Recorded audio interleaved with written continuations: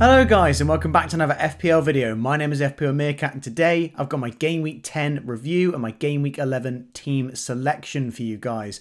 I'm recording this quite close to the deadline on the Friday, but as of yet we don't have any concrete news about a lot of players, so a lot of uncertainties to discuss about. Let's get straight into the video. So here is the Game Week 10 team, 67 points, but a -4 hit takes me down to 63. I thought it was a relatively good week. It is above the average, but it has actually given me a slight red arrow, which I did predict at the start of the game week. I didn't think my team looked that strong. A small red arrow, 1.15 million down to 1.22 million. So yeah, let's get into the team. I finally started Ward over Raya and I was rewarded with 1 extra point. Great decision making from me there. Yeah, finally giving Ward a start, but yeah, losing the clean sheet. Leicester look terrible. Again, I'm amazed that Rodgers is still in the job. I believe he's still in the job, but yeah, Leicester just keep conceding chances at the moment. Cancelo with an absolute haul against Southampton. We all saw it coming. We all knew that Cancelo could haul against Southampton. Not many of us have captained him though. Very well done if you did. It's always risky captaining a defender, isn't it? But yeah, great score from him. Trippier again getting 7 points. Just keeps getting the points, doesn't he? I'm very glad that I started him this week. I was definitely debating benching him, but yeah, I'll pretty much be starting him every single week. I'll probably even play him against the likes of Liverpool and Man City. Yeah, he just always seems to rock up with a decent score. Losing the clean sheet, but getting an assist and 2 bonus points. So amazing performance from him. James is in the team. I took a hit literally, I think it was 1 minute. It was 1 minute before the deadline. I took a hit. I brought out Trent and I brought in James. Reece James, who I mentioned in my previous video, I was terrified about not owning. I gave into the pressure, brought him in for a hit, and then we got the team news and he was benched. Unbelievable, really. Yeah, not a great move on my behalf. To be fair, we didn't know that James was benched, but taking the hit was very risky. Trent ended up getting 0 points anyway, but it's still a -3 with with James only getting 1 point, and now he's injured, potentially for 3 game weeks. Only 10 days, but 3 game weeks potentially. So yeah, absolutely horrendous transfer there. I really need to hold off from making so many transfers.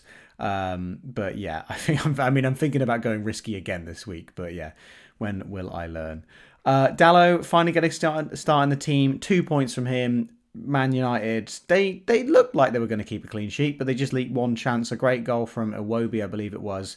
Yeah, a little bit of a differential there, but I was, I wasn't expecting many points anyway from Man United defenders. I don't know how often I'll be starting Dallo anyway, but he's cheap, so in the team he stays for now. De Bruyne getting 6 points. Again, a nice return from De Bruyne. He really does tend to tick over. He's basically like a premium James Ward-Prowse, isn't he? James Ward-Prowse always gets 2 and 3 pointers. He just ticks along. De Bruyne is one of those, he gets 6 and 8 pointers. He just ticks along, but he doesn't really haul very often, does he? I'm a bit annoyed because Foden is doing so much better than him. I'm happy with the De Bruyne points, but Foden for cheaper is doing way better. It's like if you owned Saka all season and you saw Martinelli getting all of his points. Although Saka did do very well this week. Very well done if you held on to him. Maddison getting 1 point, the worst performer in the team, along with James and Ward. But he's the most expensive, so that's why I've put him as the worst performer. Just a no-show really against Bournemouth. He did look pretty good, creating some chances, but yeah, Leicester themselves just look horrendous. Not too hopeful about returns for him. I think his haul that he got was a bit of a one-off. But yeah, an all right score. Well, not an all right score from him, just a 1 point. Trossard getting 2 points, my other transfer who I made early on in the week. Didn't get anything more than Harrison, who I took out. But Trossard, I think, is a better player for the upcoming week, so I'm all right with this transfer. There were obviously better options. Bowen, especially, I'm annoyed that I didn't get in. I didn't have the funds to do so, but now that I've taken out Trent, I've got a lot of money in the bank, so I could have done that move. maybe a reason why not to knee-jerk so early on. I just knew I was busy in the week and I couldn't really focus on transfers. But yeah, I've got a bit more time this week, so I can really wait until the deadline to make my moves.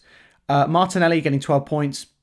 Great returns from him. I'm a Liverpool fan myself, but yeah, that was a rough performance against Arsenal.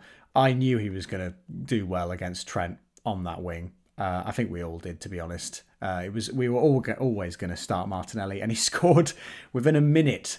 Which, I mean, I was fuming. I was not happy about the fact that Martinelli scored a goal for my team. I was just fuming at how shit Liverpool were. Pardon my language. But yeah, Martinelli with a 12-pointer. Very nice for the team. Haaland getting 12 points with the captaincy. Only a 6-pointer. I sensed this coming because so many people were captaining Haaland, but I was not brave enough to go against it. I don't think many people were brave enough. I think he actually broke the record for the most captained player ever, smashing his own record this week. But yeah, I almost sensed this blank coming, but obviously, I was never going to captain Cancelo. I would have probably captained De Bruyne, who got the same score anyway. And Tony getting 5 points, got a goal, got a penalty, but yeah, only a 5-pointer. A little bit disappointing, to be honest. At least it's returns in the team. And I wasn't too heavily punished by any other players apart from Foden again. Who I've got no real easy way getting in unless I get rid of De Bruyne, and he blanks in a couple weeks anyway. Sorry, blanks in a couple days. That game week is. Yeah, it's quite a quick turnaround, isn't it? And on the bench, Mitrovic, I benched him because I thought he'd be benched for the Fulham game, and yeah, he wasn't even in the squad. So people were quite rewarded with players coming on the bench. One of those being Andreas, who I put last on the bench. Not too sure why I put him last. I should have definitely put him second on the bench. But yeah, James coming on stopped any chance of that even happening. Very well done for people who got him auto-subbing on. I was never thinking about starting him, so I'm not too fussed about losing out on those points. So yeah, an alright game week, a bit of a lower rank now. I know I've seen a lot of people saying their season's over because they're now outside the top million. I don't see it like that. I still think I can finish strong. All the chips are still to play. And it takes one good game week to rise up a huge amount of ranks. I think despite me being 200,000 places off the top million, I think I'm only like 5 or 6 points off of it. It's so closely condensed at the moment. And I know we get a wild card automatically in game week 17, I believe it is. Game week 16 is the last sort of game week before that. So it's almost like a reset at that point with squad value. But I think I could still finish the season strong. I'm definitely aiming for top 100k is sort of a realistic goal for me. Obviously getting inside the top million would be the first step forward. But let's have a look at how the team is looking for game week 11. So the game week 11 team is lining up like this at the moment. As you can see, the captaincy is currently on Martinelli. Now hear me out. I don't want to captain Haaland against Liverpool, okay? I know it's probably the best captaincy choice, but I'm just not going to. I'm going to bat against it, and I think Haaland will probably get a goal, but I think he can be outscored by other players. I know it's incredibly risky. I do not advise you do it. But yeah, I'm going to go against Haaland this week.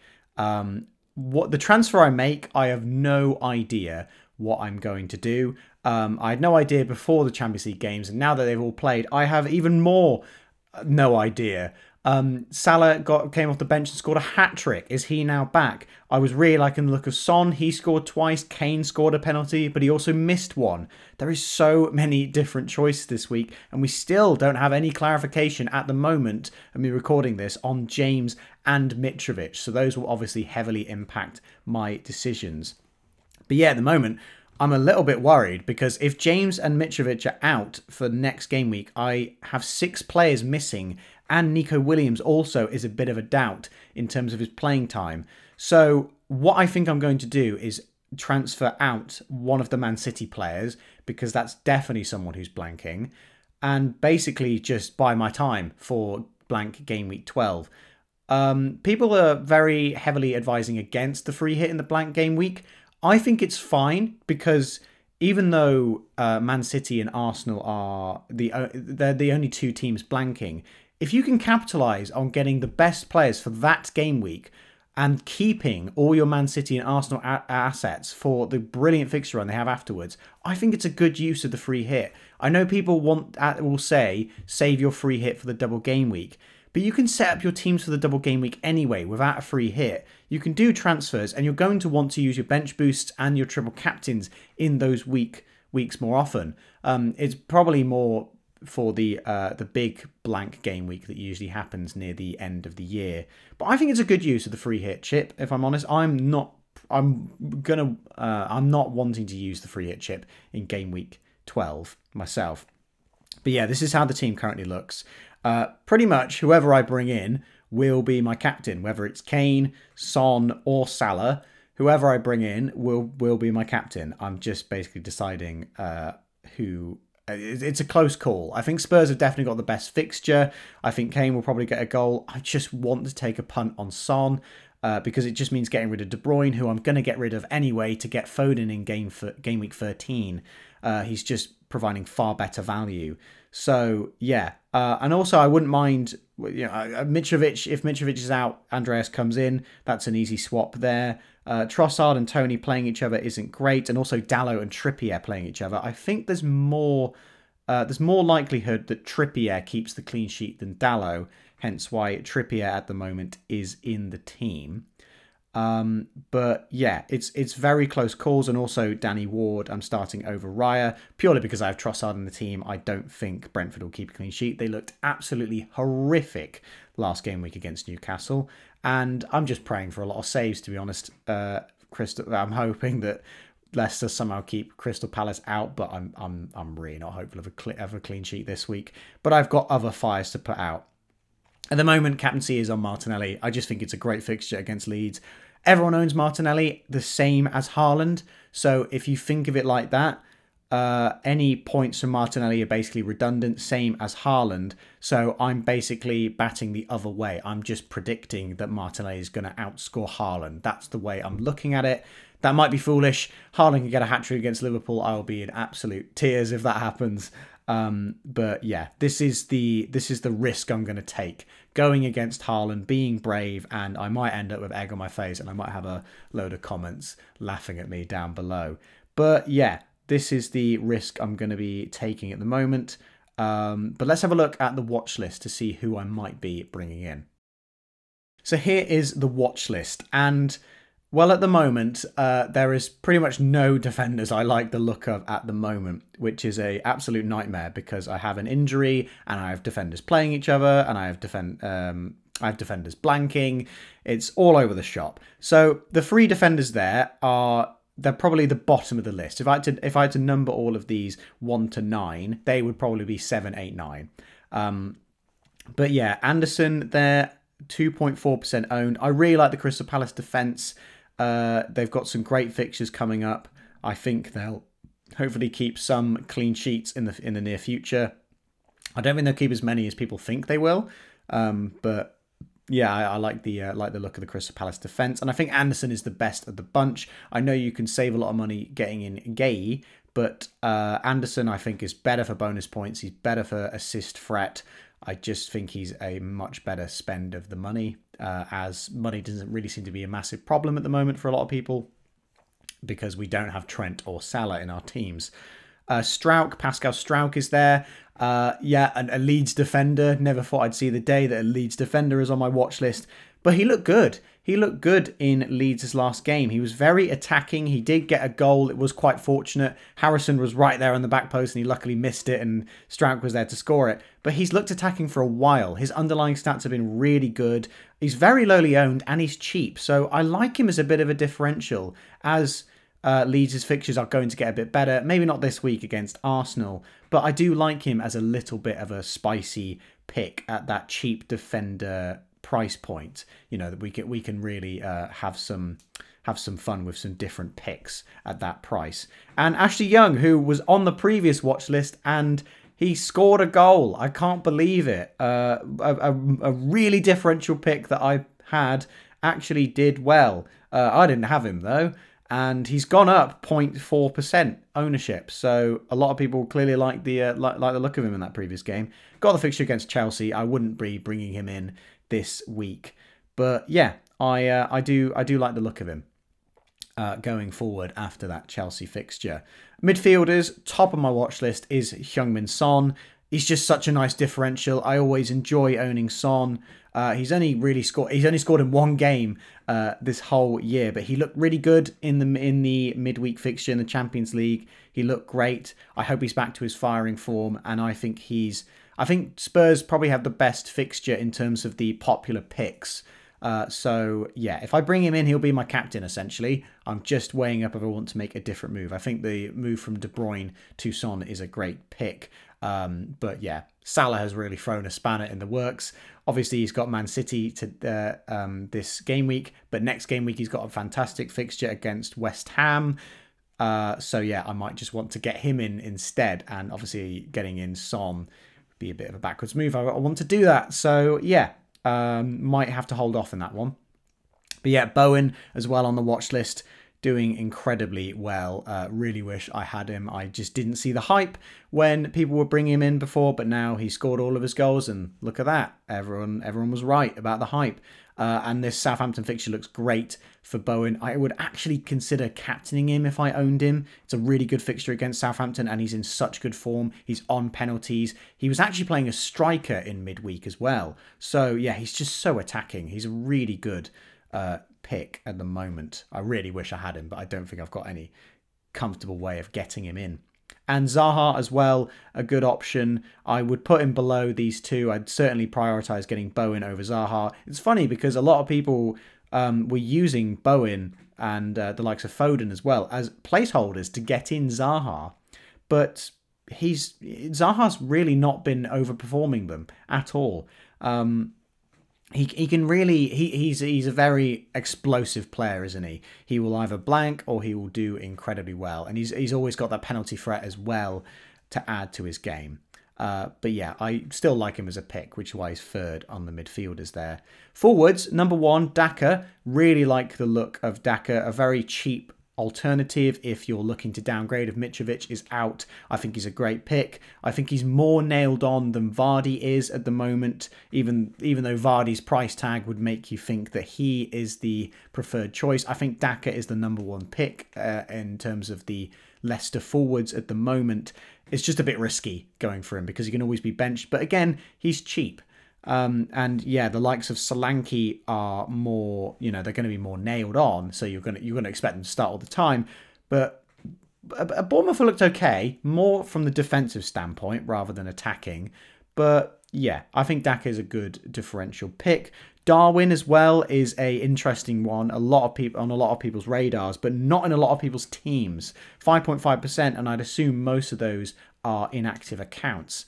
So yeah, I'll definitely be keeping my eye on Darwin, see how he does in the match against Man City. But I also really like the look of Firmino. Now that Diaz is out for a number of weeks, I think it might even be months. I believe Firmino will be starting a lot more games. I think that 4-2-3-1 will be a consistent formation for Liverpool now. So I think all 4 of those attackers, Salah, Diaz, Firmino, Jota. Salah, Diaz, Firmino, Jota will all be playing, I believe, for the foreseeable future. But Man City, that game's going to be very tough. I think Liverpool will get a goal. I think Salah will get the goal. But I'm not hopeful of a win in that fixture. And Bamford is the 3rd attacker on the list. He's gone down in price to 7.2, only 0.4% owned. But he's looked pretty good. I know he's very injury prone, and I don't think we'll really see him get consistent game time. But again, he's just a nice different pick, and Leeds' fixtures are turning for the better after this Arsenal fixture. So yeah, he's just a nice little differential pick there. I like to go a bit different with these picks. But yeah, let's have a look at the top scorer in the mini league this week. So in terms of the highest score this game week, we once again have Dragan. He is once again the top scorer of the week, 84 points. Another huge green arrow for him. I believe he is now just outside the top 5,000 in the world. An insane performance from the first 10 game weeks there.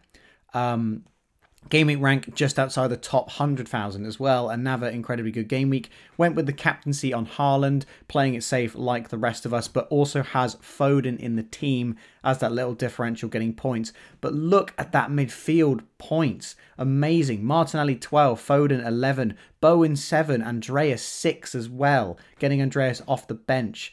Even Kane there getting points, and Trippier. Just always picking the right players getting the points.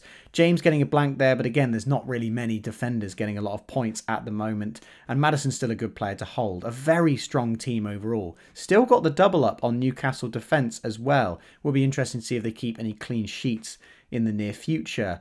But yeah, an incredibly strong team. I don't even think he needs to make that many transfers at the moment as well. He does have 4 players blanking in game week 12. But this is a very solid team. I'd have a problem thinking about what transfer I want to make this week for this team. Maybe swapping Mitrovic if he's out. I think the injuries will definitely dictate a lot of things there. But yeah, the bench isn't that strong. But again, if you've got Andreas coming on the bench and he's scoring, then I don't think you really need that strong of a bench at the moment. But maybe for the blank game week, that might be a little different.